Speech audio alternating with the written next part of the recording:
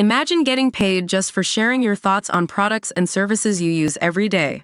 With Survey Junkie, it's that simple. Click on the link in the video description to discover how you can start earning today by taking surveys. Some Survivor fans feel this is the worst season in years for smart strategy gameplay. However, there is one person who doesn't agree. Instead, host Jeff Probst said that the game is harder to win now than it used to be.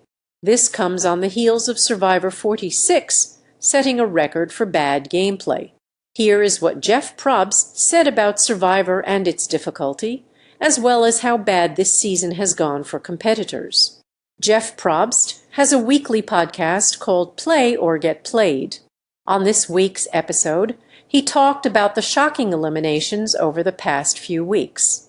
While many fans feel the gameplay is at an all-time low, Jeff believes there is a different reason for the current season's struggles. He feels the game is harder than it used to be. Jeff says things are harder to win now on Survivor, with the show dropping from 39 days to 26 days. It eliminates some of the time needed to really build alliances and partnerships. It also makes competitors feel they need to strike fast to get rid of people sooner rather than waiting. The host said this has caused Survivor to remain more difficult since season 40, Winners at War. Jeff said that older players might not want to hear this, but the game is harder than it used to be. One of the big changes involves a lack of food. This makes it harder for players to survive to the end point. He said that lack of food and sleep leads to emotional breakdowns, which turns the tide of the competition. The food part is correct, as shown with recent explosions when food is offered and some players block others from eating. It is harsh, but this is how people win the game now. However, this doesn't explain a lot of the bad gameplay this season.